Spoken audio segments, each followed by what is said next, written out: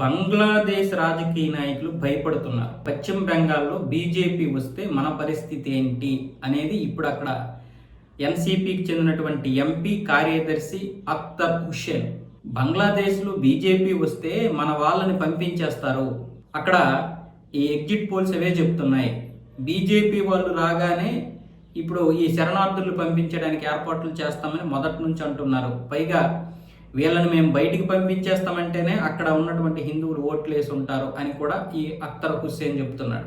మరి వీళ్ళందరూ కూడా ఢాకాలోకి వచ్చేస్తే ఇప్పటికే ఉన్నటువంటి శరణార్థుల యొక్క సంఖ్య పెరిగిపోద్ది, అది తీవ్ర నష్టాన్ని కలిగిస్తుంది కదా. మరి మన పరిస్థితి ఏంటి, మనం దీన్ని ఎలా ఎదుర్కొంటాం అని అక్కడ పార్లమెంట్లో మాట్లాడుతున్నాడు. ఆ మాటలు చాలా మంది అబద్ధాలని కూడా అనుకోవచ్చు.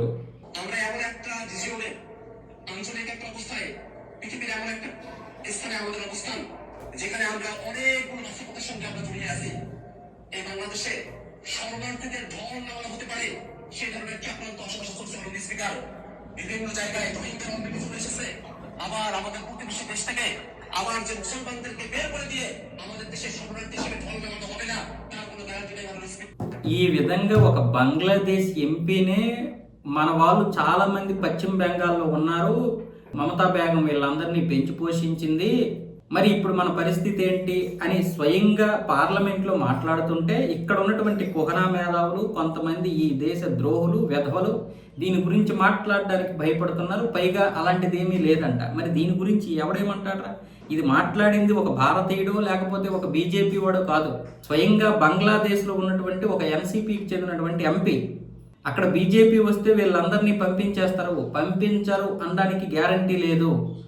అక్రమ సొరబాటుదారుల విషయంలో వాళ్ళు ఉపేక్షించేలా లేదు. బీజేపీ ఇక గెలవడానికి ప్రయత్నాలు చేస్తుంది కాబట్టి, ఎగ్జిట్ పోల్స్ అనేవి చెప్తున్నాయి కాబట్టి ఖచ్చితంగా గెలుస్తారు. నెక్స్ట్ మనం ఏం స్టెప్ తీసుకోవాలని భయపడుతున్నారు. ఇంకెంతకంటే రుజువులు కావాలా మీకు? వీడియో చూపిస్తే ఒక్కొక్కడికి చెప్పించి కొట్టినట్లే మనం. ఎందుకంటే నోరు మూసుకొని ఉండడం వల్ల ఒక్కొక్కడు ఇష్టం వచ్చినట్లుగా వాగుతున్నాడు. కొన్న దగ్గరలో ఎక్కడ జరుగుతుంది, ఎవడొచ్చేసాడు, రోహింగ్యాలు వచ్చి స్టేట్ నష్టం, ఇక్కడ పని చేసుకుంటున్నారు కదా కష్టపడి, వాళ్ళు రావడమే కదా మనకి తక్కువకి దొరుకుతున్నారు పని వాళ్ళు అంటున్నారు కొంతమంది వెధవలు. మన మీద దాడులు జరుగుతున్నాయి, మన అమ్మాయిల మీద అఘాయిత్యాలు చేస్తున్నారు, లవ్ జిహాద్ చేస్తున్నారు, మన రేషన్ని దొబ్బు తింటున్నారు, మన వాళ్ళకి పని లేకుండా పోయింది. దాని గురించి ఎవడు మాట్లాడేంట్రా? వీడే మాట్లాడుతున్నాడు. వీళ్ళందరూ వచ్చేస్తే మన పరిస్థితి ఏంటి అంటే అర్థం ఏంటి? పశ్చిమ బెంగాల్లోకి ఈ బంగ్లాదేశ్కి చెందినటువంటి రోహింగ్యాలందరూ వచ్చేసారని అర్థం. అక్కడ ఉంటున్నటువంటి సగం మంది రోహింగ్యాలని అర్థం. ఈ వాళ్ళే పర్టికులర్గా అంత క్లారిటీగా చెప్తుంటే ఇంకా మనం నిమ్మకి నీరెత్తినట్లుగానే ఉన్నాం.